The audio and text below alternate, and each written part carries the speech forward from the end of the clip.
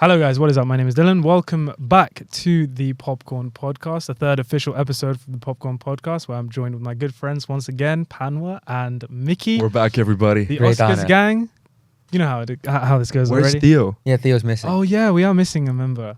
He's Theo. been banished because he knows nothing about films. He said it, not me. He's just kidding. We love you, Theo. We love you, Theo. He's away. So we're back talking about the Oscars, which as of this recording was last night. Guys, how is everyone feeling towards the Oscars? Actually, wait, beforehand, we have a catch for this episode, as one of us, Oh my god. one of us has opted to go off social media. Didn't watch the Oscars at all. I did it for your entertainment value. Yeah. I decided to find out the winners live here. I got one spoiled only, but I've been off like Reddit, Instagram, everything to be fully like authentic, so I know nothing. So it's gonna be fun, like figuring it out. It is. Yeah. It is It's gonna be like fun. live reacting, and I'm hoping for some big surprises. Yeah. Yeah. There are Some one or slaps, two. some There are one or There, slaps. two. there are a couple. Some yeah. slaps, some stuff like that. Yes. So yes, hopefully that will be a fun element to throw into this discussion. And of course, we obviously have the god of film himself here, Panwa. That's a good fucking nickname. God of film. The Bateman face. Oh my god. Okay, cool. So since me and Panwa were the only ones who watched watched the ceremony, what are we thinking overall? Are we happy about the winners? Just in general? Absolutely. Yeah. Can we start spoiling stuff for you now? Or No. Because I want to go through the. Okay, cool. category by category, But just in general, yeah. what are we thinking? I was pretty happy. Good year. Good year. There's one or two bits and bobs that I obviously want to talk about, Yeah. but I'd say I'm very, very happy. Yeah. Yeah, I agree with you. I think like just a few categories as usual. I'm a little salty about, but you know we'll get to them.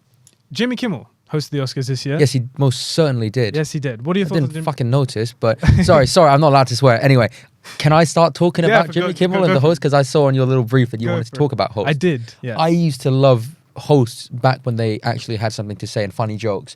So, be it Steve Martin, Alec Baldwin, Billy Crystal, even Ellen's year wasn't bad. Yeah. Ellen's like hosting was fire. It was not bad at all. And obviously the GOAT himself, Ricky Gervais, who everyone wanted to host everything, Yeah. after he rinsed everyone, and deservedly so. Jimmy Kimmel coming back has shown me why the Oscars not having a host is completely fine. Because he wasn't really a present. I think he just took up time respectfully. He made one or two funny jokes, but tried his best not to offend anyone. And therefore, when he did try to offend someone, it was or tried to rinse someone properly, it was just like, oh, look at you, as opposed to being like, that was actually funny. And I also found the opening quite hard to watch, just because I think the actors and the people, not just the actors, but the audience in the theatre found it kind of hard, because they didn't really know what to laugh at. And there was no point. I will say though, if I remember correctly, last year they had like Amy Schumer and them lot hosting, and that. I didn't watch that Oscars, but I'm glad that I didn't, because it just felt creepy and off and weird, and unfunny. So at least Jimmy Kimmel, is a bit more of a presence, and also appreciates the fact that he wants to move the show quickly. So as long as you have an unfunny host who understands that the show needs to be fast paced, cool. Yeah, I don't know. I actually quite like Jimmy Kimmel as a host. I think that the Oscars are sort of like, they've had this middle ground with hosts. Like, I think Jimmy Kimmel is like a good sort of middle ground between Safe option. Yeah, a safe option. Exactly. It's not James Franco and Anne Hathaway. Exactly. He's not Jimmy Fallon. Yeah. But he's not quite Ricky Gervais. He's No. like somewhere in the middle. Yeah.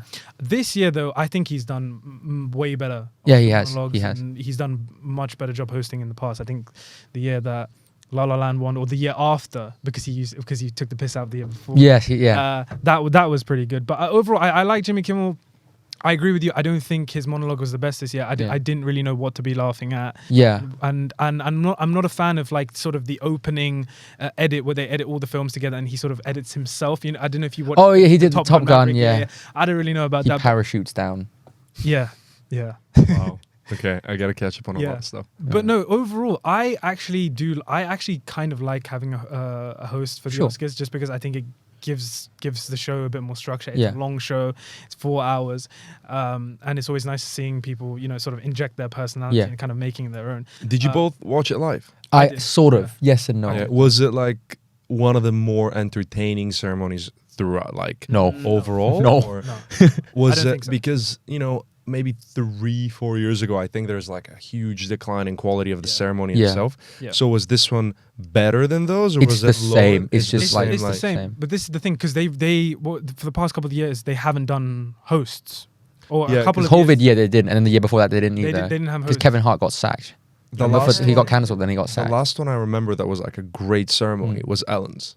That was Yeah. to me like the last one. I The was year like, after that was alright. Neil Patrick Harris. He was good too. He was Yeah, he was Did not he like bad. performance stuff? Yeah, with Anna Kendrick, she came. Yeah. I was like, I enjoyed that one.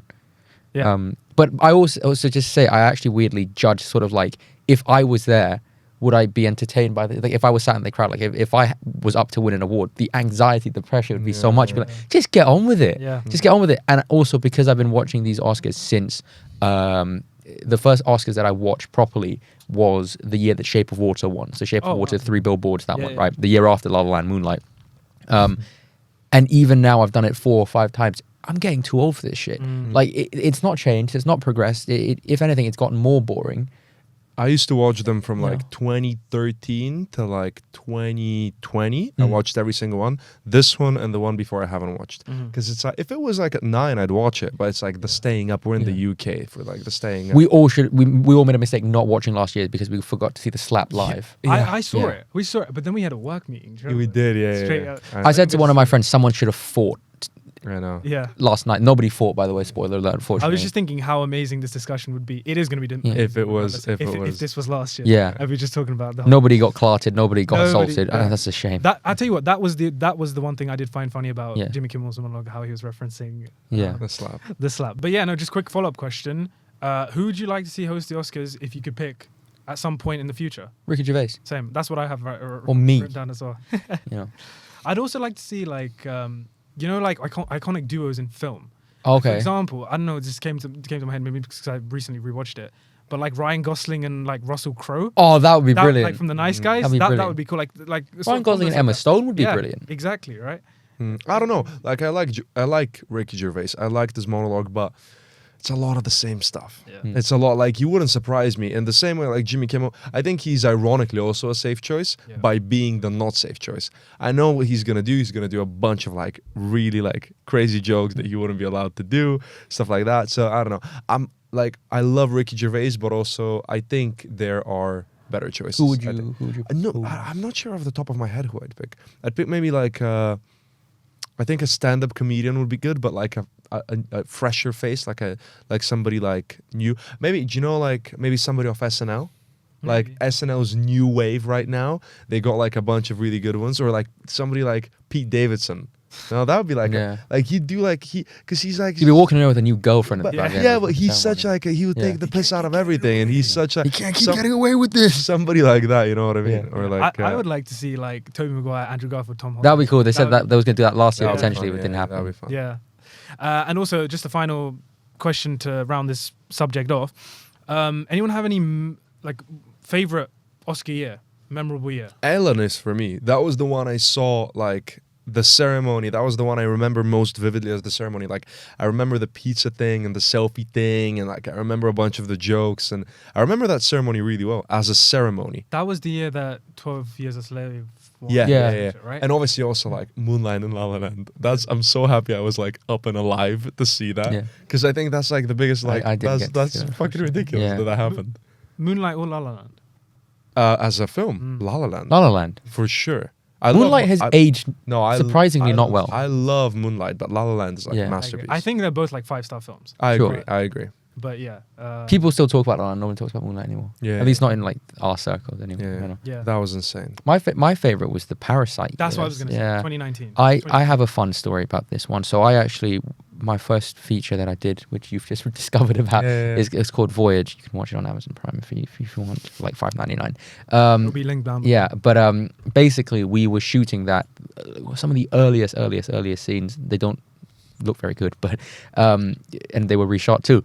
But then after that, right after we wrapped at 11:30, we ordered pizza. Pizza got here by 12, and 3 or 4 of us sat there and just watched it, you know. And it was the Parasite night, Wow. and it was just wonderful. Yeah. Wait, but that ceremony was which year?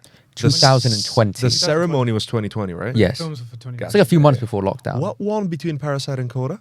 Green Book. Oh yeah. Oh no, hang on. No. Oh yeah, what did win? Nomadland. Nomadland. Yeah. Mid as fuck. Yeah. Sorry, Documentary. respectfully. That was such an. I know it's because of COVID. But Yeah. That year for the Mank should have won Yeah, everything, yeah. and Tenet wasn't even That nominated year for like was music. Really Yeah, no, it random wasn't. year. Yeah. Really Anywho. random year. Yeah. Yeah. Cool. So moving on. Finally, the moment we've all been waiting for. We are going to be Well, someone is going to be reacting. Wait. Can I say something? First? Yes, Yeah. please go for it. All right. He's prepared a statement. So, Yes. well, this is it's not deep, but it's like it's a statement. So last night I was like thinking about this, and I was thinking about the Oscars, and like I was thinking about award seasons. And I genuinely couldn't really sleep because like sometimes you start thinking about something and it like takes kind of over your mind and you like spiral. Yeah. And I was thinking about this. So I wanted to say something and I wrote it down as a speech. as to phrase Is this it your best. monologue for the Oscars? As to phrase it best. And it's a really short speech, but I'm curious what you guys have to hear about this. Yes, sir. All right. I've really been struggling in the past couple of years to find balance between myself as a film goer / film critic and myself as a filmmaker. I've always watched movies. I've talked about movies for a long time too, and I've had podcasts like this one, and well, not like this one, but I've had like versions of podcasts and websites, and at one point I was actually like making a living as a film critic as well. On the other hand, I've also made movies, and I've written movies, and I've had the privilege of meeting many incredible filmmakers too. I've always loved film, but making films has made me adore film. Being a very small part in this very magical industry has showed me the overwhelming love films are brewed through, and that has made me love the world of film more than films themselves. So, why am I saying this? Well, for the past 14 hours, I've been on a total media blackout as not to find out the Academy Awards winners this year in order to react live to those winners here on the Popcorn Podcast. And as I make a fool of myself and react to the winners and play a fun game with the boys, I must make clear that at the end of the day, to me, ranking winners and nominees is exactly that, a game. Art is subjective, and especially on this level or on that level, there is no better or worse. There are just varying degrees of great. I have nothing but the utmost respect for all of these filmmakers and performers and truly love all of them from the bottom of my heart. That's Oh, it. look at that, Mickey Mixworth. That being said, Babylon got stuck and everything. Yes, it did. Yes, it did. But yeah, that's my statement. What a nice. That's really thing. nice, You know, yeah. the thing is, I was actually going to put a disclaimer forward as well and say, you know, this is all for fun and whatnot because we have some truly great films this year, and you know, it's all personal preference, and it's really difficult, isn't it? Like, exactly. It's just it genuinely is like a film that you maybe didn't connect to is brewed through like the love of hundreds and hundreds of people. They really care. I can say like I used to make like a worst of the year list, and I stopped doing that, and now I've even stopped like. I do it for myself, like secretly, but I've stopped like publicly ranking my top 10 because I don't like it. Like, what makes it the best, or like what makes 5 worse than 6? Maybe I was in a good mood that day. Maybe like, do you know what I mean? Like to me, it's you can't put statistics on. Yeah, No, exactly. you Like can't. there's And like, also, these are 10 films I thought were great. You know? One of the worst things that I always hear, and I'm guilty of this too because I'm so arrogant. No, but a lot of I see TikToks of people this morning alone saying, "Oh, I'm so upset that this didn't win. This didn't win." Exactly. And sure, of course, it is your right to be upset, but people were speaking about it as if these were objective facts that needed to happen. Yeah. That X needed to win Y award or whatever. And I saw this one guy on TikTok who I always see give just the dumbest movie takes, and you know, just be I would say a bit disrespectful to some films and to certain, you know, individuals who were nominated and whatnot. And I always see people comment in this guy's, like, I can't remember what his name is, but it's like common L, you know, from this guy, whatever L take. And he was basically just saying stuff like, well, this movie is, you know, this Oscar was just a complete upset because this movie won this one should have won instead. It was like, well, who are you to say? First of all, you're not on the Academy. Exactly. All right, you don't get to vote. It's none of your business. It's not like if, again, the hypothetical, say like, okay, like Ryan Reynolds wins over Ryan Gosling. He's like, oh my God, why did Ryan Reynolds win? Ryan Gosling should have won. Like, is Ryan Gosling going to personally come and buy you a pint for saying that? No. Nobody cares. All right, just, you know, you have the right to speak. You have the right to your own opinion, and that's absolutely important. But at the same time, I think you should, you know, one should be respectful. The way you go about it. The way you go about it. I think how one says something, as well as asserting your opinion as fact on something that is so immensely subjective. Yeah. is, I mean, I've done it too, but we all have. But, I think as we get older, we suddenly realize the importance of seeing everyone. Actually ultimately films, there's not really a competition. It's not like, Brendan Fraser scores a goal against Cate Blanchett, therefore Brendan Fraser is better. It's not like sports. And therefore we should view it as such. Absolutely. As opposed to imposing things on people, No, yeah. Hey, that's just my opinion. No, for sure. And yeah, exactly. Like maybe we have winners here that we would have preferred, others, but take nothing away from them. Yeah. They've done incredibly well to get to that point. But yeah, guys, thank you for that, because that was a great way to segment into this. But let's get on into it. So let's do it. I think what we're gonna do is I'm gonna go in the same order that we had discussed on the first. Okay, cool, episode. So the first category we're gonna be talking about is cinematography. I'm gonna ask you. Fine. Who I thought I won. Who you think Yeah. has won cinematography out of the nominees, and the nominees for cinematography are Tar, Empire of Light, Elvis, Bardo, False Chronicle of a Handful of Truths, or All Quiet on the Western Front. I'm gonna say All Quiet. You think All yeah, Quiet? you're right. You're right. Am I right? You're right. All Quiet Yeah, did yeah. win. Great best speech too. cinematography. One for one. Yeah. Yeah.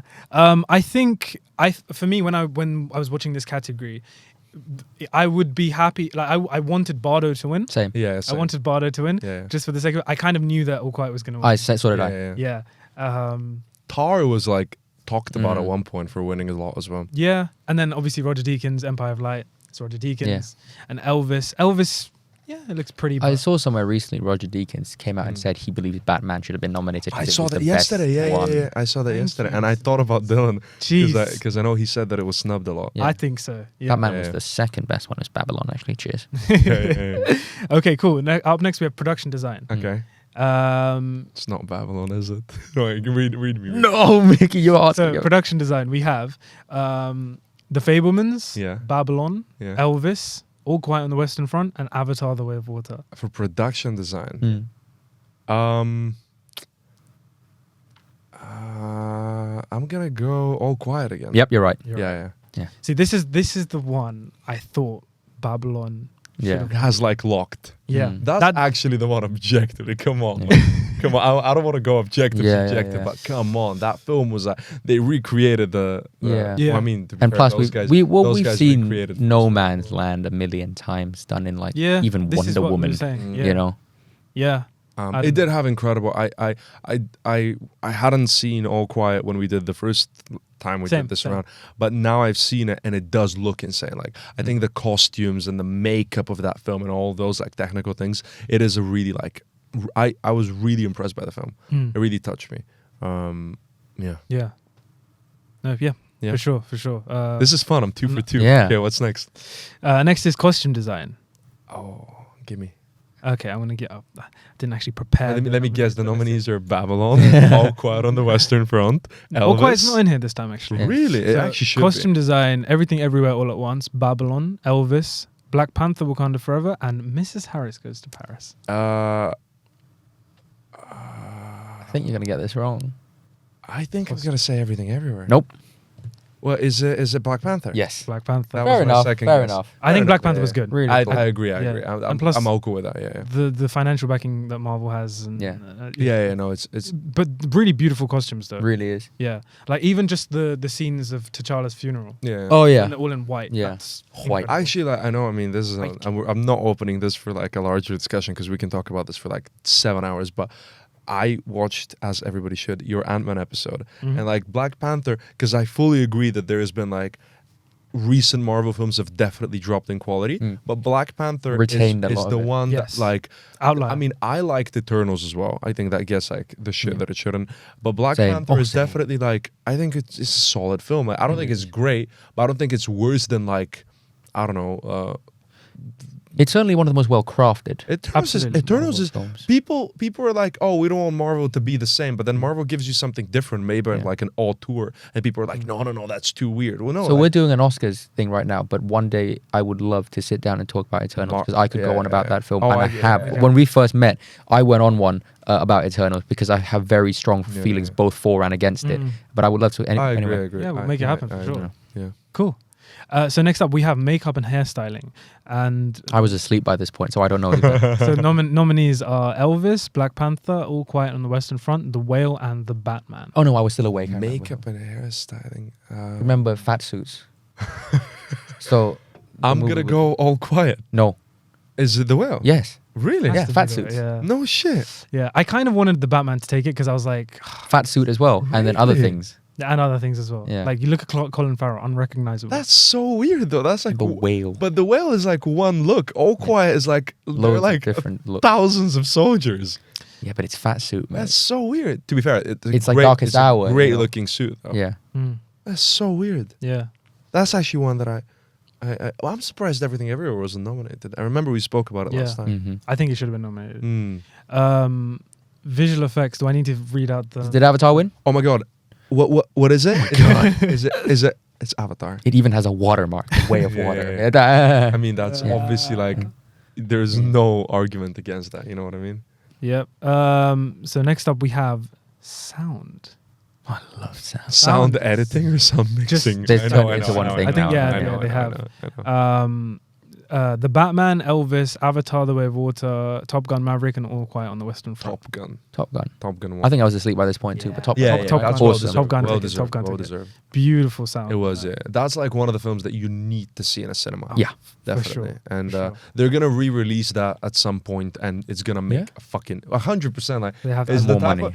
it's one of the like even Avatar didn't get as much as like see it in the cinema promotion. Mm. Weirdly, Mm, like Top Gun was like that was all of its selling point, and Yeah. deservedly so. Mm. yeah, and then it came out. They re-released it for like Father's Day and stuff like. And it Oh, that's and nice. and it filled all the screens Yeah. again. Mhm. And I guarantee they're gonna release it in like 2 years as like a I don't know.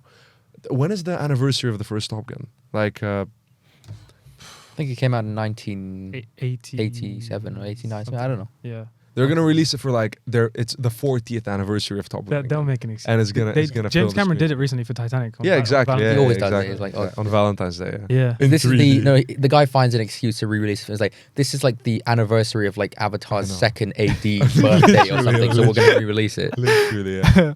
Cool. So up next we have original song. RRR. Yeah, Yeah. I won that. Original score. Original score. We have The Fablemans, All Quiet on the Western Front, Banshees of Inisherin, Everything Everywhere All at Once, and Babylon. Wait, say them again. Everything Everywhere All at Once, Babylon, The Banshees of Inisherin, All Quiet on the Western Front, and The Fablemans. Who do you think won? Do you know what? Don't go with your heart.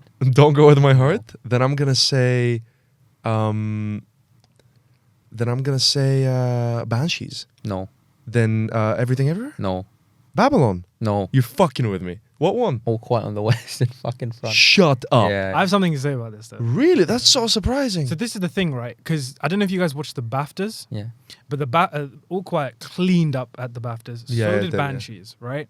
But and technically, All Quiet is an incredible film. I can't really say that this element was bad, this element was bad. The score is really great. It is right? good. It is good. Really I good. don't It is good. remember it much though. This is the thing, right? So And I watched it like 3 days ago too. yeah, so obviously, if we all went with our hearts, we'd have Babylon as the winner for this, Sure. right? I remember it was like woo, woo, woo. Yeah, yeah. There's this. in All Quiet. Yeah. It was, yeah. Yeah, it's like this the guitars I all remember at it, once. yeah, It's yeah. like 3 notes. That's a recurring theme, right?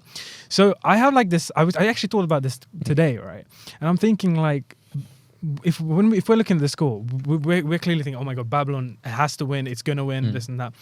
And the thing that I've noticed recently with the Oscars and original score specifically is I was listening to the score for First Man, Justin Hurwitz, again, and that didn't get nominated. And Babylon didn't win. All Quiet on the Western Front has an incredible score. But I think the reason here is because, so if you look at First Man and you look at Babylon, the way Justin Hurwitz composes his scores, he has like a main theme. For First Man, it was the Armstrongs theme. And for Babylon, it's Nelly and Manny's theme. Like, da-na-na-na-na.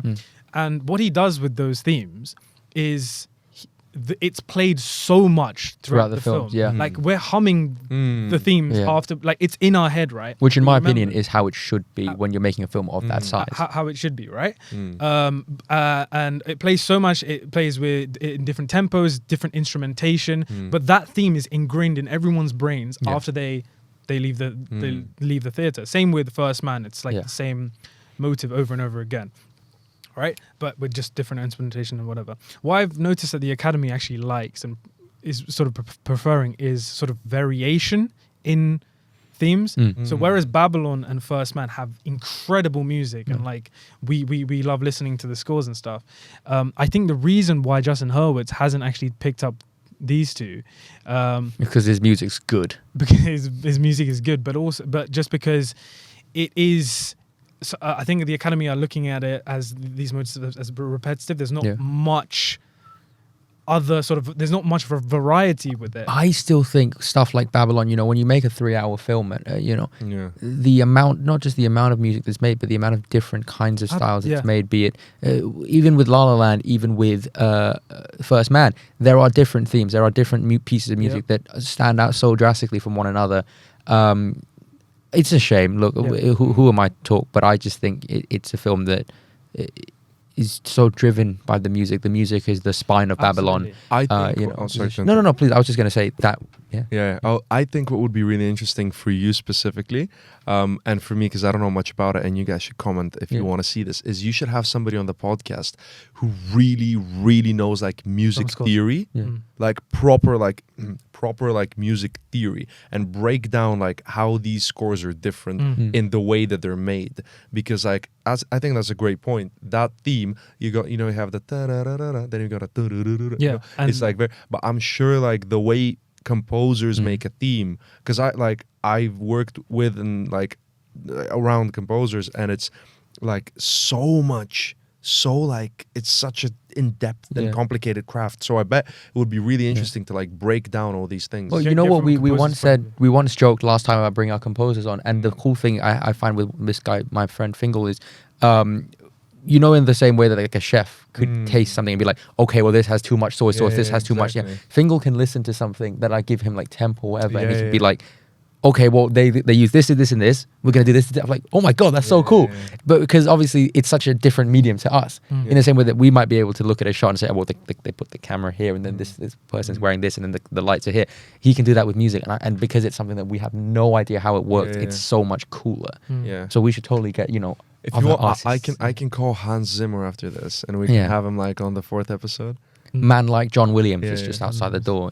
91 he is. Turned 91 last year. Crazy. 54 nominations over, like, crazy. It's crazy. But yeah, I still think the Batman has the best score of the year. I just want to say. I'm Yeah. going next week to see it in concert. Oh, Just love you, Batman. All right, next up we have film editing, and the nominees are Tar, Top Gun Maverick, Everything Everywhere All at Once, The Banshees of Inisherin, and Elvis. It's gotta be Everything Everywhere. Yeah, you're right. Yeah. You're right. Yeah. Although all of those are really, really solid nominees. I kind of wanted Top Gun to win for this one, but I was happy. Nah, it's gotta be Everything. Because Everything Everywhere is such a That's wild masterful. film. Like it's jumping from from different universes.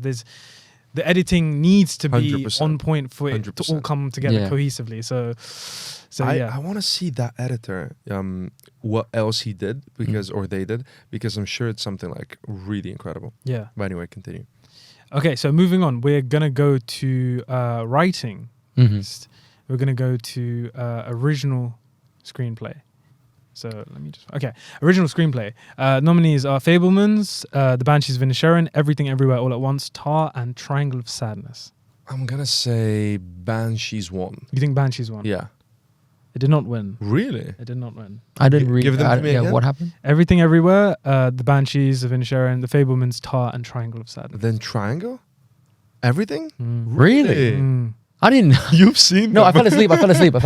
Really? Fell asleep after production design. Wow. Everything Everywhere. I I think thought deservedly so. I thought Triangle should have. I think so, yeah. Yeah, same. I think Triangle of Sadness Such an intelligent film. I made my statement about not ranking films, but I do think Triangle of Sadness is the best film of the year. Because Triangle of Sadness for me is in recent memory, it is the smartest stupid film. It's incredible. It's the smartest stupid film, and it's the dumbest smart film. That makes any sense. I saw it on a plane, like with my laptop, like crunch, and I still think it's the best film. So think about if I saw it in the cinema, how like incredible I think it is. Everything ever, really. I'm not mad. Like it's an incredibly well written film. All of them are. All of those ones are. So, but I did think Banshees because it was so like heavily campaigned to win specifically writing. So that surprised me a little bit, but makes sense. Yep. So up next we have adapted screenplay. Nominees are Women Talking One. Yeah, there we go. But that was like so clear as well. Yeah. That was so I have so campaign for to say. Bringing my usual bit of controversy that will get me cancelled. No. We talked about watching all the Best Picture nominees. I saw Women Talking last, and I really wanted to give it attention and as much time, and because you know about how I watch 3 films a day. I actually watched this one and really sat with it. Still like dozed off. I'm not gonna lie. I was a bit jet lagged too, but I really tried to give this film as much love and attention as possible. LA? This is why I came back from LA. Tired? Like I was tired. I was very tired. What the fuck? Did we cut this bit out? No. I was exhausted. Wait, what happened in LA? I'll tell you what happened in LA. I was a bit jet lagged, and I still fell asleep despite trying to give this film my utmost attention because I think it deserved it. I wanted to go into it because I was a massive fan of Rooney Mara. Is one of my favorite actresses. Oh, me too. My conclusion was that Rooney Mara, I've seen her do way better stuff. Claire Foy, I've seen her do way better stuff. Frances McDormand, I see, Frances McDormand breathe and she does better stuff. And I just felt as if the film wasn't excited to be alive. It just didn't feel like it was excited, or I know it's tackling a really, really serious topic, and of course you have to be serious, but I just feel like every year they have one film that takes itself way too seriously and kind of forgets that it forgets a lot of the true essences that, in my opinion, makes a film, and just feels like an awards bait movie where everyone is just kind of monotone and speaking monotone, and the color palette is gray and dark and shadowy. And when you look at something like Top Gun or Everything Everywhere, these are films that are like, come on, watch us. We would love to have you. We're so glad to exist. We're so privileged to be in the position that we're in, and you feel you want to support these films. You want to love them. Whereas with Women Talking, it felt like the movie had a superiority complex, and it was just sort of like, you can watch me, you can't. It's like, no one cares. Like, I don't care about you, audience. Who are you? And so it felt very snobbery, and actually it felt like the kind of movies that the Oscars used to be made fun of for, if that makes any sense. Like your Spotlights and those kind of movies where it's like, based on the true story, we're going to make a trailer that's really serious and stuff like, and it felt that way. And as a result, when we talked last time about films being a bit more likable, being a bit more palatable, and catering to everyone, like Everything Everywhere, this one felt as if it was just sort of didn't really care. Do you feel like it felt bored? Do you feel like you guys, you have this opinion because you are a filmmaker and you understand the components and sort of what it takes to make a film? And when you compare it to all the other Best Picture nominees, this was the one that sort of was just like, okay, we're just going to shoot some actors. It did. And when you look at Top Gun Maverick and you look at even like Elvis or whatever, the amount of effort and work goes into making those films. But also I have to say it was a very well acted movie, and there is a lot of talking. Like I remember writing in my letterbox review, it's like, come up with a more creative title. Like, there's a reason Avatar 2 is not called Na'vi Swimming, or Top Gun is not called Pilots Flying, or Everything Everywhere is not called Asians Multiversing. Like, come on, just come up with a more creative, please, I beg of you. But it is a watchable film, and it is good, and I completely understand why it's nominated and why it's important, but it just didn't feel welcoming. And of course sometimes films don't have to. Like, does Prisoners feel welcoming? Does Old Boy feel welcoming? No, but at the very least it should feel like it wants you to watch it, and it should feel like it cares about the audience, or whereas this film is just like, it just felt like it didn't really care about me. Do you think it would have been better as like a stage production or like theater or something? Sure. I would have paid to watch Rooney Mara and Claire Foy and Frances McDormand act. And I hate plays too, so I don't watch plays at all. So basically, we're not sure if like Women Talking really earned the sort of, I won't say earned the right to be a film. Of course not. But like,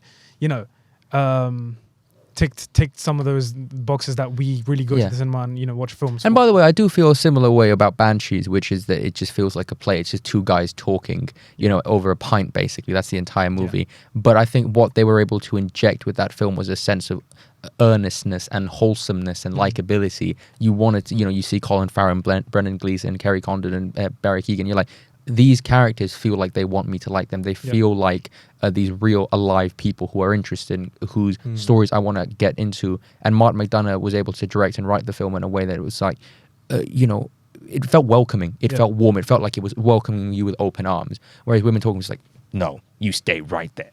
And I just... So there's like a detachment. Yeah. Okay. Yeah. No, that's fair enough. And bear in mind, this is obviously just our opinion. One man's opinion. Cancel me if you want. I double dare you. Cool. So moving on, we have documentary short. Do you know what I thought? Sorry to interrupt. Do you know what I thought I'm gonna because I don't know all the winners. Yeah. So I'm like, I'm not prepared. I'm gonna embarrass myself in front of all these goddamn people. little reference. Yeah. Where was that from? It's so funny. Is it Once Upon a Time in Hollywood? Oh yeah. Of course. In front of all these goddamn people. Documentary short film and documentary feature film. Short film, The Elephant Whisperers one. I don't know if anyone watched any of those. I haven't seen them. And then feature film, Navalny one. And then we have short film live action, An Irish Goodbye one. Okay, I have a really cool story about this one. My friend texted me this morning. Cool. The people who made it were alumni of a GSA, which is called Guildford School of Acting. And I have a lot of friends, actors, who go there. And they were kind of like, they're like, oh yeah, cool. Like, alumni, cool. Yeah. That's my cool story. That's it. Small world. Small world. Yeah. Short film, animated, The Boy, the Mole, the Fox, and the Horse. That's what won that. And then we move on to animated feature. Mickey, any picks? What were they? Animated feature were Pinocchio and everything else. Pinocchio. Yeah. I think so. I mean, Puss in Boots too. Yeah, Puss in Boots was good. Puss in Boots. Quality. I never saw it. Pinocchio. Florence Pugh and Olivia Colman voice characters in Puss in Boots. Wow. That's so cool. Yeah.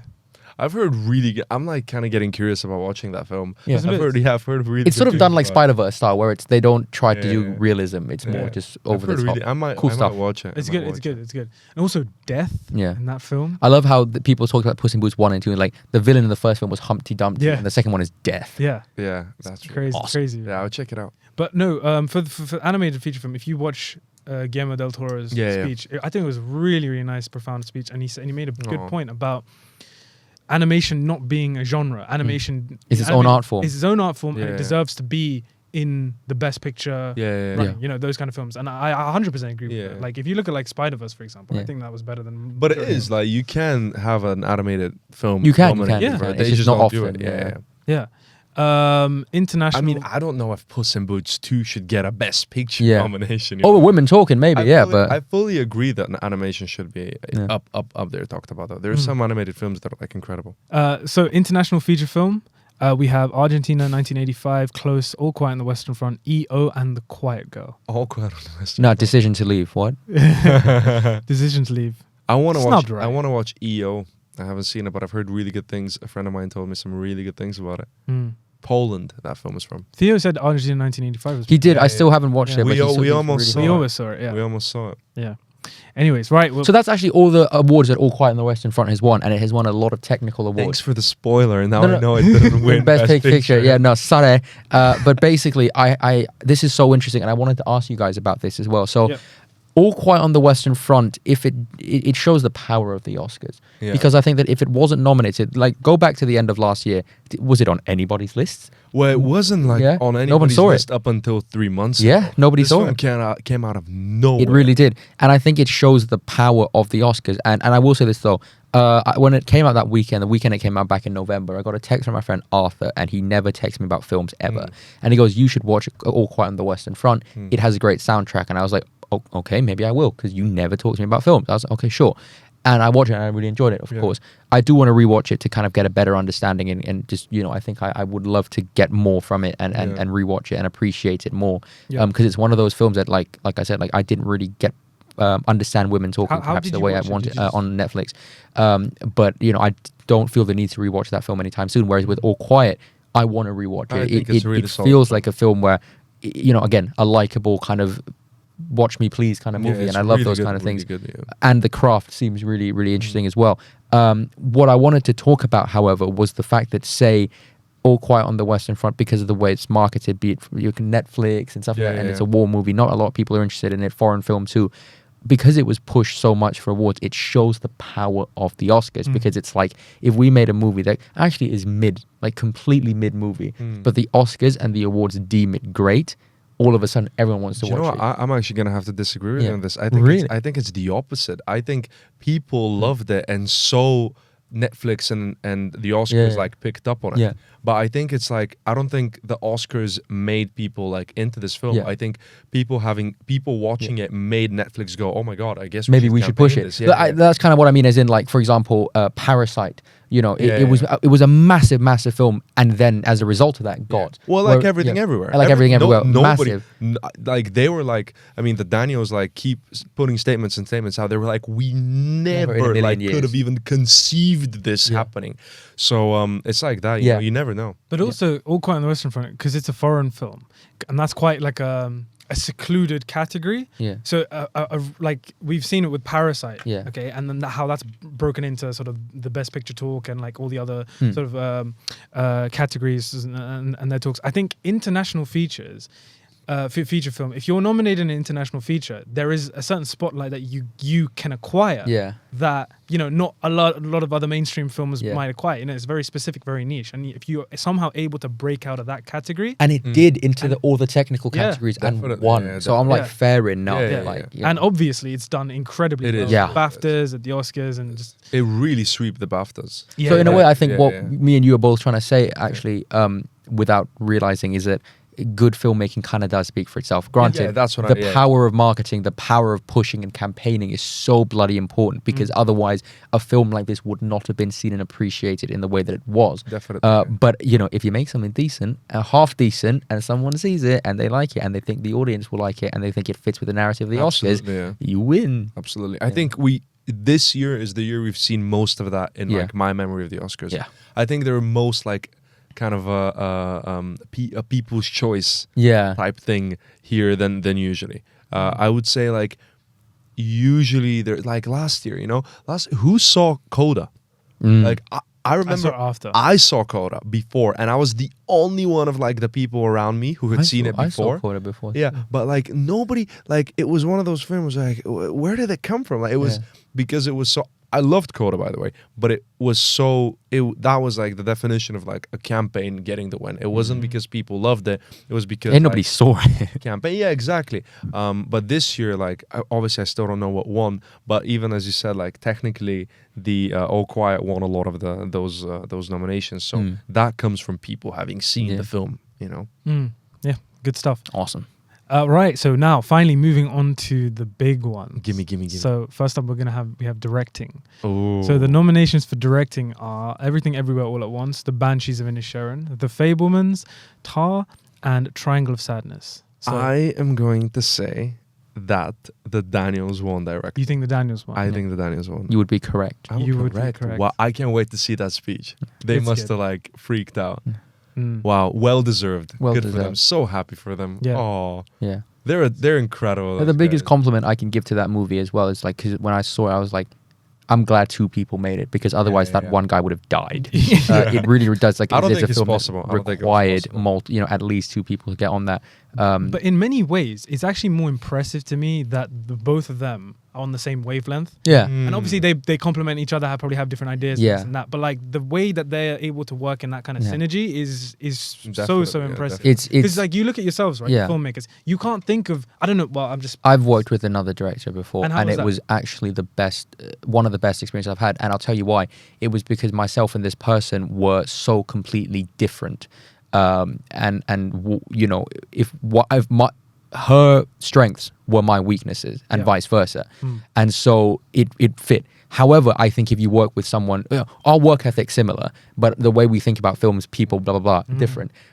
if you worked with somebody, like for example, Theo and I think we see eye to eye a lot in terms of filmmaking and work ethic and whatnot. I would have killed the guy if I worked. I swear to God, if he was here, I'd murder him. You know, because it just wouldn't work. I think the last thing you want is to work with another version of yourself.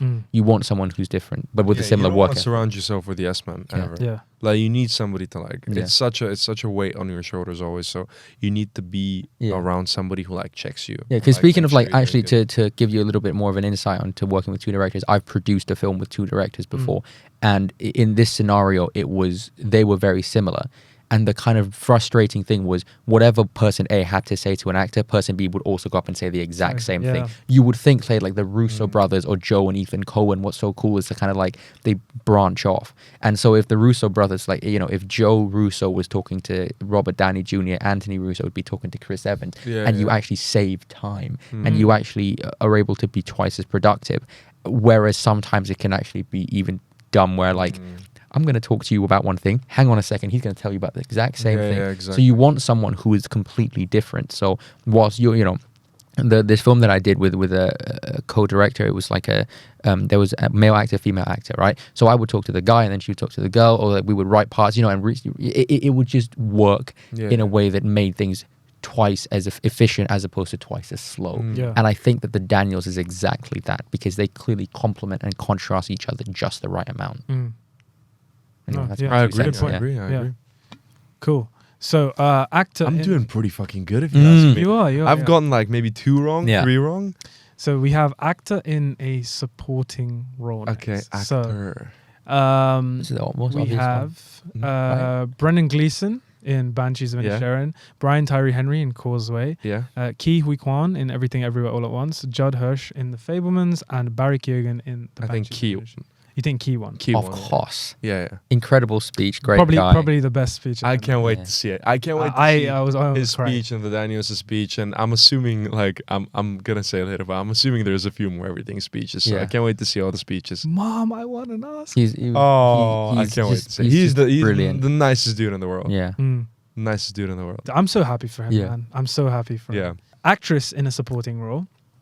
You know this I actually got this one. I can't take credit for guessing it. I wouldn't have guessed it, but I got this one spoiled because I was still up when they started, and it was Jamie Lee. Jamie Lee. Who are the other nominees? Angela Bassett, Kerry Condon for the Banshees of Inisherin, Hong Chow in The Whale, and Stephanie Su in Personally, I think Angela Bassett should have won. So this is the thing. I like Angela Bassett. I think and Jamie Lee Curtis is awesome, by the way, and her speech was brilliant. Yeah. And even her reaction when they called out her name. I don't think she expected it. Yeah, she was like, "Oh shit!" I don't think her character was powerful enough for an Oscar win. I think it was a lovely character. Really, like, she nailed the role. She absolutely, like, she was perfect. But it was just not like written for an award, and that's fine. Like that shouldn't have been. But I just don't think. I think Angela Bassett was just so much more. I think if Angela Bassett won, that would have been awesome. That would have been incredible. I wouldn't have even mind if Kerry Condon won for She's Banshees. fantastic. She was brilliant. I mean, they were all very, very good. Like, people don't talk about Hong Chow in The Whale. She was absolutely fantastic as well. And this is the thing as well. So Banshees for the BAFTAs, they won Did best really well. supporting actor, best supporting actress. Barry Keoghan won, didn't he? Yeah, like Martin McDonagh won for, I think, writing and whatever. It was a favorite at the BAFTAs, but not less so with Americans. Yeah. But that should tell you enough, you know. Like, one is an American show, the other one is a British show. Like, it's odd. I don't know. Should we do actor first or actress in a leading role first? I think the one that I'm less confident to guess is actor. Okay, do that. Okay. Let's do actress in a leading role first. Okay. So the nominees are Ana de Armas in Blonde, Kate Blanchett in Tar, Michelle Yeoh in Everything Everywhere All at Once, Andrea Riseborough for I think she won Andrea Riseborough. No, I'm kidding. To Leslie, and Michelle Williams in The Fabelmans. Well, you get one shot. I think Michelle won. You're right. I think Michelle won. Yeah. You know when you said Michelle? Sorry, for a second I thought you said Michelle Williams. No, I think Michelle. Who, by the way, is brilliant. I love Michelle Williams. But Michelle Yeoh. Check Michelle Williams out in All the Money in the World. It was one of the most underrated performances. I do think, likewise, Kate Blanchett is more my cup of tea as a role. I think, again, I love Everything Everywhere, but Tar is just a more powerful character. Like, it's same thing as with Jamie Lee Curtis. Like Michelle nailed that role, but just the role itself didn't provide as much depth. Not depth, that's a bad word. Color as Tar. Sure. Because that was like that was an insane. That was a character study. Like Everything Everywhere isn't like engined by Michelle, whereas Tar is 100% engined by Kate Blanchett. That's a good way of putting it. I think, Michelle's at the heart of the film for sure. 100%. But it doesn't. If she wasn't great, I wouldn't have liked that film much. But she is great, so I did. So she's definitely. What made me realize I was so happy that Michelle Yeoh won? I saw a video this morning that kind of put a lot of things into perspective. So of course, if Kate Blanchett won, it'd be her third Oscar. That would be so cool. Kate Blanchett, she needs to get a hat trick. She needs to get a third before it's all over, before she dies. I think she will. She will. But Michelle Yeoh was the first one. And what was so cool is that I saw this video of Michelle Yeoh's mum. I think it was like a hall or like a shopping mall or something in Malaysia. And she was just surrounded by all of these people, and they all had their phones on the screen. And when it was announced that Michelle Yeoh won, the entire thing just erupted. And I remember just thinking, like, one of the things I love most about films is when films begin to mimic sports. I don't know why, but like when No Way Home came out, remember people were like running around like it was the World Cup final? Yeah. That's why I love it.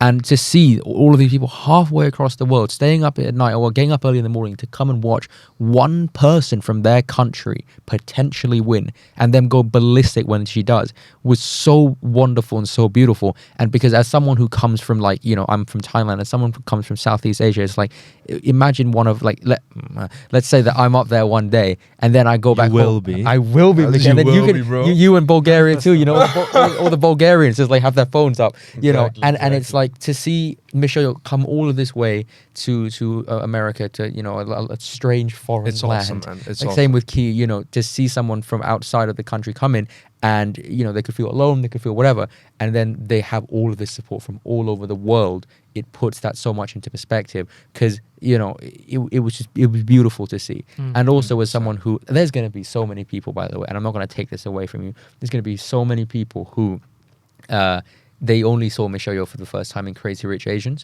and they're now like posting, spamming stories like, oh, she's Asian, I'm Asian, we're like sisters now.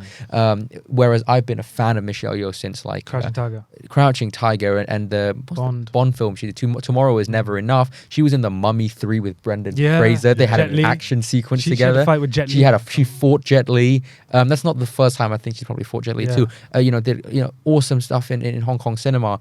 And she's been a legend for me for so long. It's kind of like the equivalent of seeing Tony Leung or Maggie Chung or Jet Li, Donnie Yen, Andy Lau, come up and get one of these awards. So she's been a legend for me for so long. And to finally see other people love her and for her to get that love for them, the masses, is actually not a turn-off. It's actually more of a, well done. Finally, we are here. I think it's awesome, man. Like, there is so much talk about, like there is this massive discussion that's been going on in the past like 5-10 years, ever since kind of Me Too, about diversity and stuff like that should happen. And a lot of people want to take, I think, kind of an ugly angle to it, as if like the industry is doing a lot of things to cover up some scars. I was gonna say that too, but also like to make diversity happen just to like tick off for a the box, sake of it, which sometimes might be true. Yeah. But overall, it is awesome that films like Parasite and Everything Everywhere are winning all these awards because this industry of film should represent the world as a whole, as any industry should. That's not just a film. So to see, it's been 100 years of well, maybe not 100 years, but like 60 years maybe of American and British films winning these awards.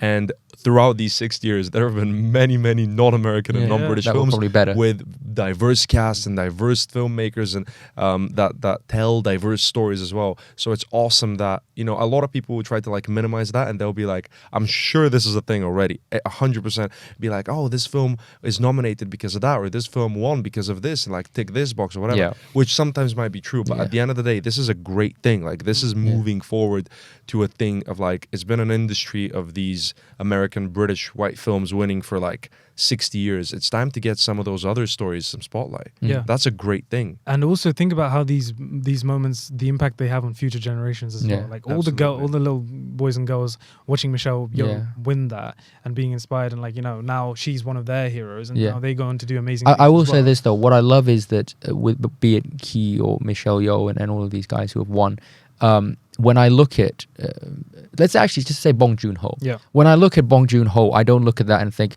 oh, he's Asian, I can be like him because I'm the same. What I look at Bong Joon-ho, I say, that's a great filmmaker.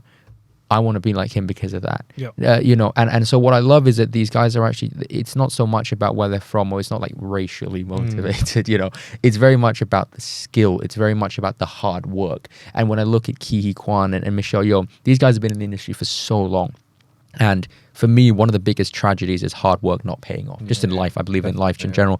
And so to see their hard work finally pay off, regardless of the color of their skin, regardless of where they're from, of course it influences them, but regardless of that, and just seeing these human beings put in a lot of effort and put in a lot of hard work and patience and consistency, dedication over decades, and to see it finally come to fruition, you know, of course one golden statue is not going to complete and be a full representation of it, everything, but it certainly is a step in the right direction for me.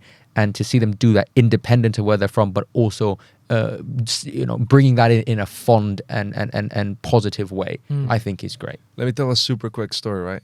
When I was like, because I did acting for like 10 years in Bulgaria, and when I was like maybe 12, 13, I remember this so vividly, that like, this is such a formative memory of my life. When I was 12, 13, a relative asked me, like, what's my dream? Like, what I wanted to do. And when I was 12, 13, that was win an Oscar. And I said that. I was like, I want to win an Oscar one day.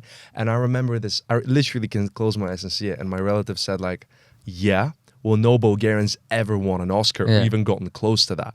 And watch me. And I said, I literally said at that time, and I was like so cocky. And at that point, that matters so much. It fucking doesn't now. But at that point, and I was like, yeah, well, I'm going to be the first. And I always believed that, like, you know, maybe I stopped, like, it doesn't matter. Oscar is like, fuck Oscars. Like, success is different than winning an award. But I was always like, I still believe I'm going to reach, like, the success I want to reach. But that's been in me. But 2 years ago or 3 years ago, when Maria Bakalova was nominated for an Oscar. To me, that was like, obviously it's surreal to see somebody who's Bulgarian, but I was like, well, yeah, of course, like the industry is changing in that way. But people in Bulgaria were like, it was like, you guys cannot imagine the sensation she was and still is like there. And it really like, it kind of like flipped my world around, because I was like, remembering I saw her get nominated and get all the awards buzz. And then I remember that conversation and I was like, do you know what?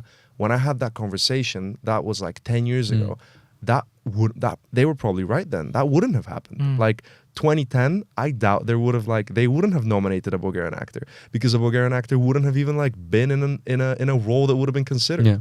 And the fact that Maria Bakalova, who's gonna be next, I don't know. But the fact that she got there was like so insane. And I was like, this is actually like mind blowing to me. And it's mind blowing how that conversation back then, I didn't think it was true, but maybe then it was, and now it isn't, and that's so awesome. And this is good though. This is incredible. Is very, very good. Incredible. Give me best actor. Yes, best actor. Jeez, it got really deep there. I know, it did. Cool. Right. Up next we have best actor in a leading role. The nominees are Austin Butler for Elvis, Colin Farrell for The Banshees of Inisherin, Brendan Fraser in The Whale, Paul Mescal for Aftersun, and Bill Nighy for Living. I think this is the one that I'm gonna get wrong. I will say though, right? I think it's between Brendan and Austin. Thank you. I'm gonna say Brendan won. He did. No way. Yeah. No fucking way. I'm nailing this. I'm nailing this. Wow, I can't wait to see that speech too. I gotta catch up on a lot of speeches. I was so happy for Brendan Yeah. when he won. Because I grew up watching like The Mummy and films like that. Yeah. It's incredible to see the trajectory of his career. I don't know if I really... I was really happy, but his speech... I don't know. I didn't watch it. I've not watched it. I don't know. It was just a bit like he was making like all these metaphors and references to the whale and how he felt like sunk in an ocean, and like Darren Aronofsky was the person who pulled him out. Okay. Was it all these things, and it's like some of the it's like he did all that for a while, and it kind of was like, oh, okay, cool.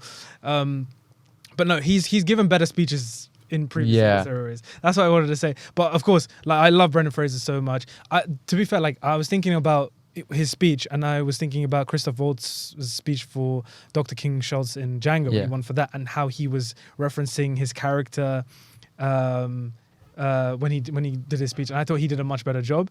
But no, take nothing away from Brendan Fraser. I think, I mean, that's really interesting because if you would have asked me like a month ago, I would have said Brendan. But then if you would have asked me 2 weeks ago, I would have said Austin. But I don't know. I had a kind of a gut feeling because I think Austin won the majority of the awards.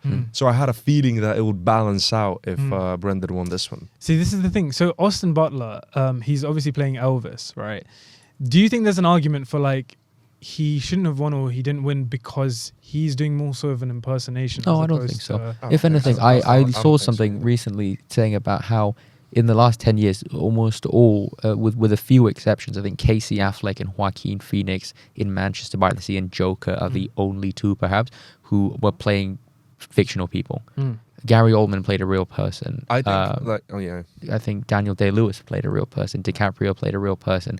And it was Rami Malek played a real person. It was beginning to get a little bit tiring. And I just loved that, Brendan Fraser plays a fictional character, and so beautifully, might I add. And not to take away anything from Austin Butler, he's brilliant. We talked about this before. The guy's absolutely incredible, and still is Elvis, whatever, He's but not anymore. I think as an actor, it's actually more difficult to play somebody existing. Okay. Who has like the impersonation. It's actually more difficult to nail those mannerisms. Yeah. Because for like a role like The Whale, you take it and it's like your interpretation. Yeah, you can create and it's like your emotion. Yeah. Like it's your emotion that you tweak. Yeah. But it's not Elvis's emotion. Elvis's emotion is completely different. So I think actually it is more difficult. If you asked me what I'd find more difficult, to impersonate Elvis or to play The Whale, I'd say Elvis for sure. Yeah. But do you not think that's because of all the pressure and the people watching? I think it's I think it is genuinely about because it's more detail oriented. Because like when you play any character, we were actually talking about this the other day over coffee about how like casting to an extent is about finding the right vibe, and then because actors, you will never tweak your like personal like essence. Your inner, your inner essence will remain the same, and then it's like how you apply that and how you manipulate that into different characters. So like a role like The Whale, it's great casting, and he takes all those emotions and embodies them and like puts them out, and it's all that. But when you're playing somebody like Elvis, your inner essence needs to be very close to Elvis's inner essence, but then you also need to like with The Whale, your hand movement doesn't have to be right or wrong. It's instinctive. When you're playing Elvis, there is an Elvis hand movement, and that's right. There is an Elvis raise of the eyebrows, and that is right. Like when you're playing real people, there is a right and wrong. Versus when you're playing fictional characters, it's more about how great is your interpretation. Yeah.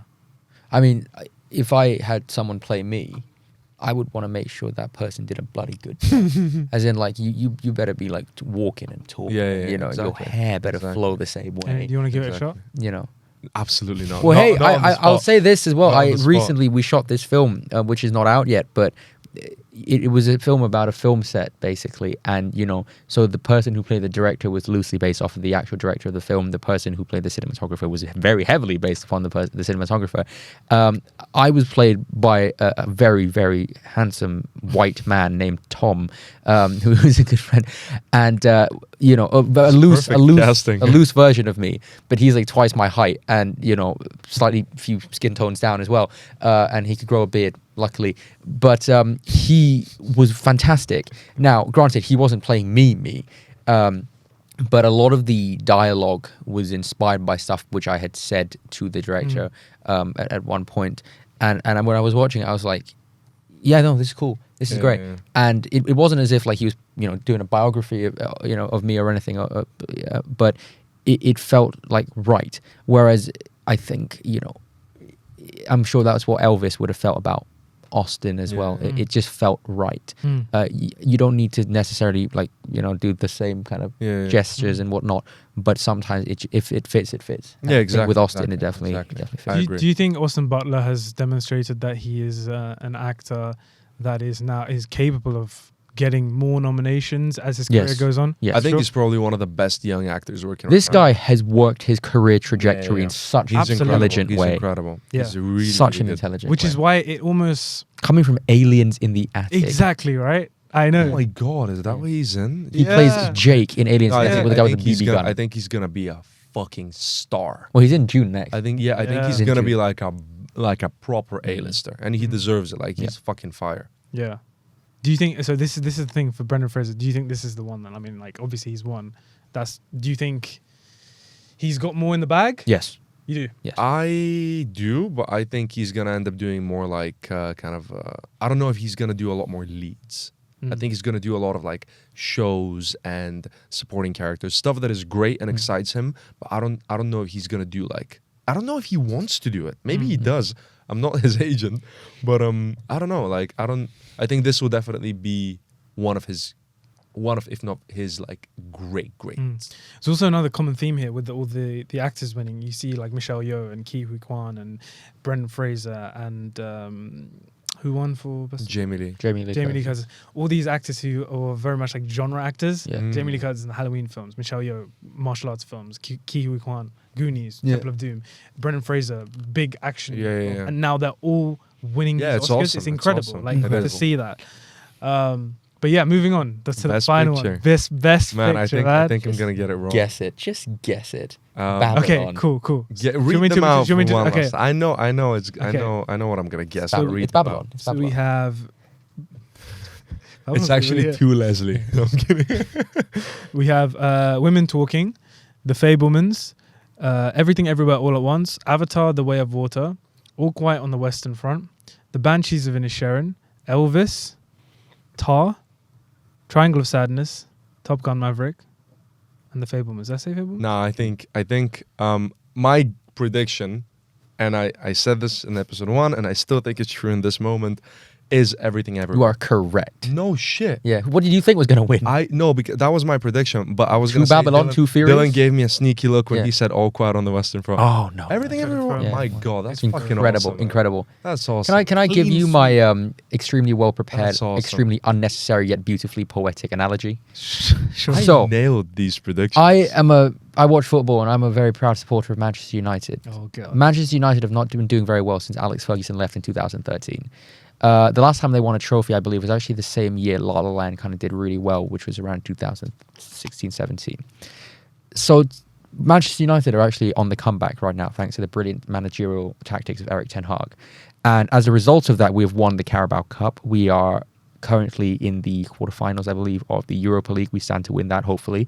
And my film brain completely switched out. Sorry. I'm like, And we're also in the quarterfinals, semi-finals of the FA Cup with our only real competitor being Manchester City. We're not going to win the Premier League, though. However, the reason I bring this up is the feeling of Manchester United coming back and my favourite team doing so incredibly well can be likened to the feeling of a film that I was truly connected with, truly loved on every level, winning so much. And that's Everything Everywhere All at Once, because I have spent so many years seeing films that I love get mistreated by the awards. Parasite, of course, did well. La La Land did well, but I'm talking Blade Runner or Whiplash or even, weirdly enough, my favorite film of 2018 was Widows, and it didn't do very well. I loved Widows for some reason. Good. And so to see a film which is essentially the underdog that, as you said, had absolutely no intention of cleaning house essentially and breaking so many records, to see it do this well is seeing, it's the equivalent of seeing Marcus Rashford score one against Man City, and it's just brilliant. We're not going to talk about the Liverpool defeat, but hey, anyway, seeing Everything Everywhere do that well, it brings so much joy to my heart, because I was a fan of this film before all the awards attention. I was a fan of this film when I stepped out of the cinema and actually saw you. We met the first time, like 20 minutes after I saw that film, and I was speechless because of how much it affected me in all the right ways, as a person, as an audience, and as a filmmaker too. It's such an inspiring film. It's awesome. I do have one interesting point to make though about this film and the fact that it's won so much. So in 20 years time, kids, you know, will go on like Watch Mojo or whatever, like top 10 movies that won loads of Oscars, if it still exists. In the same way that I watched One Flew Over the Cuckoo's Nest, which won a load of major Oscars. And I saw that film when I was 15. And I thought, oh my God, it is actually that good. You know, I don't have that feeling towards every film that wins loads of Oscars. I don't feel that way about Silence of the Lambs. I think it's a great film, but I don't, you know, it's like, okay, cool. But I don't have that personal connection. My question is, in 20, 30 years' time, when kids, teenagers who start discovering films go, that old film, Everything Everywhere All at Once, it won every acting category that it could. It won Best Director and Best Picture. Basically, almost every category it was nominated for, every major one, it won. Best Screenplay, too. And they watch it. Do you think they will feel like going into it with too much hype and be disappointed, or do you think the film will deliver? I think it will deliver. I think it'll be delivered too. I think acting-wise, maybe it won't. Okay. Because like again, it's not a like criticism on anybody. I just think like there are better options. It's a plot-driven film. Yeah, That's not like a bad thing to say. It's a plot-driven film. But I think if you watch it, you'll be like, okay, I get it. I get it. Us, like we spoke in the car about this, like. Is it overhyped? And I'm like, well, anything with this hype is overhyped in theory. Like, I've never seen a film, I think ever, I swear, I don't think I've ever seen such a commonly loved film. Everybody adores it. Besides, I know one person who hasn't liked it. Yeah. And not even that everybody's like, oh, it's fine. Everybody loves it. Like, I'll go on like Letterboxd. I'll never see another film that has so many of my friends 5 stars, 5 stars, 5 stars. Like it's crazy. Theo gave it like 4 stars. He wasn't the biggest fan. But that's like, I mean, to us, like, is it overhyped? No. I guess that's what I mean. Like, it feels a little bit overhyped because we're in it now and because everybody loves it. But I think in 5 years, I'm gonna rewatch it so and I'm gonna beautifully. Be like, exactly. And also, like, you fire. know you love a movie when people don't have to tell you to love it. So I went in like blind and really know anything. I just wanted to watch it, and I came out like, oh my God, that might be my favorite movie of the year. Whereas, you know, when you go into like a lot of people went into Parasite hearing stuff that it was the best thing ever. You know, not having seen a single Korean film, they come out like, oh my God, this is like the, you know, it's like Jesus is back or whatever, you know. But yeah, so I'm just glad that this movie was able to speak for itself without all the external noise before, because I got to see it before everything happened. Everything, everywhere happened, everywhere all at once. So I'm glad that this movie is doing so. I feel proud. I feel proud because this was my favorite movie of the year. And so to see my favorite movie of the year be everything, the world's favorite movie of the year, or Oscar's favorite movie of the year, I was like, nice. Yeah. I think the Daniels are like, they're like, what's next? Yeah, like, same with like the Damien Chazelle thing we were talking about. Like, what are we gonna do next? Like, like, I feel like because they're like Damien Chazelle, even like I bet like, you know, studio back, you get like everything everywhere. I bet they're like, what the fuck is going on? Yeah. I think they're probably like, what the fuck is going on?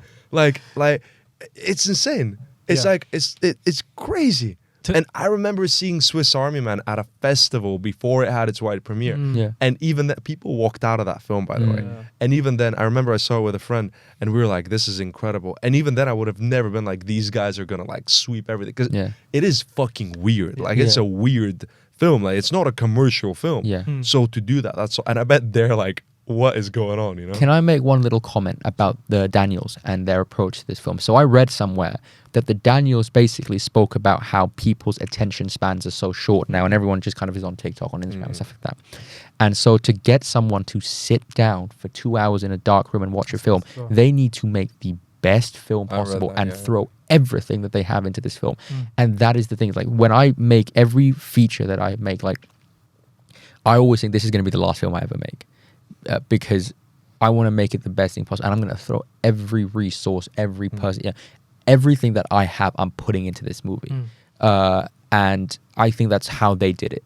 And to do that, I think it requires a lot of bravery and a lot of like, you're basically jumping into the deep end without really a parachute, you know. And to do that, it's just the mentality. It's such an important, mentality is the right word. That's you've hit the nail on the head. And to do that, and essentially you're sacrificing so much because you might not have any other ideas left after this. You know, you might not have any other resources left. Everything you have is going into this film, and the fact that it succeeded, because I think it requires someone really pure and someone really fearless to do that and to commit to that. And you know, without like, oh, if this fails, we can do something else. No. I think Everything Everywhere was kind of their be all end all, and to have a film be your be all end all and to have it succeed means a lot, and it is very inspiring. The thing with Everything Everywhere is, it's for me, it's like basically perfect. I don't. Okay. As in, like, it's near perfect. I Yeah. don't know what I would change about it. Yeah. I agree. And I think that to answer your question about future generations looking back on this film and whether or not it still has the same impact on them, I think it will. And the reason comes down to two reasons. Is like, if you compare all your favorite films of each year over the past decade, and you look at them all next to each other, where does Everything Everywhere fit amongst those in terms of? Do you see what I'm saying? Yeah. I would assume it would be like, obviously everyone has personal bias and whatnot. Favorite films or best picture winners? Say you took like your favorite film from 2010, Yeah. and you have Everything Everywhere 2022. Right? My personal favorites. your personal favorite. Yeah. And if you had to compare How high would it rank? all those subjectively perfect films in your opinion, Yeah. where would it rank, if you could even put that into perspective? In the last 10 years, it would be quite It will be in the top five. quite high, top right? 5, yeah. Right? Exactly. Yeah. Oh, So that- I don't know if top 5, but certainly high. There's one, High. but also I think the impact of Everything Everywhere and seeing and how it is completely cleaned up at the award season, I think it's gonna maybe make a shift in Hollywood and show studios like maybe give directors with crazy ideas more power. Yeah. But I also think it's gonna influence a lot of new sort of films that are going to try and somewhat replicate Emulate it. Oh, and then God you're going to damn. look at all these films Yeah. building up over time, and those kids in 10, 20 years down the line, they're going to look at it and be like, no, Everything That was Everywhere's the one still that the best. started it, and it's still the best version of that kind of film. Yeah. Exactly. And that's how I can answer your question. And that's why I agree. I have one last. We have been sucking this movie off so much. I have one last compliment for it, which is that, and this is a word that it hurts to not use it more in films. It's such a creative movie. Yeah, it is. No one describes films as creative anymore. Yeah. No one does, because there aren't any creative films. Yeah. And this is a film where I'm watching and I'm like, a musician could watch this and love it. An architect could watch this and love it. A writer could watch this and love. We talk a lot about films essentially being the one art form that combines all other art forms. Yes. Everyone could watch this and be like, I feel not only represented as an artist, as a person, whatever, but my God, that was a creative movie. They actually thought about it, which a lot of people don't. I have worked with filmmakers who are just like, what are you doing? Like, come on, have an artistic mind. And a lot of films, and I will say this, some of my favorite films, I don't think feel artistic, and it doesn't feel like it's made by an artist. Anything by Fincher. Social Network is not an artistic film, and I still love it. This film feels like it was made by artists who really, really thought about it. Like you just know that these guys can draw, they can write, they can probably sing, they can probably dance, and they put it all into this film. Everything that's going on in here and everything that's going on in here was in that movie. That's a great.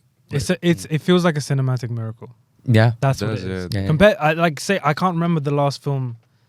I've given 5 stars to films before, but to use the term cinematic miracle is like I don't remember the last film that cinematic. like if you think about it, like genuinely, like this film came out of completely nowhere, Yeah. and then I don't know. Well, like I think I'm not opening because there's a long, but Parasite was like that. Back then. Parasite was as well. that. And Parasite was even more of an underdog because for this one, like we predicted a bunch of us a month ago that it would win because it was so heavily like campaigned and talked about. Parasite was like, I remember people were like, not sure, it should win, but not sure. So I think Parasite was actually a little push that also benefited for this. this is good, guys. This This is- is really good. It's good. It's great. It is great. Like it's really good for the future. You know, it's good. You know what would It's make an it great? independent Babylon. film. What?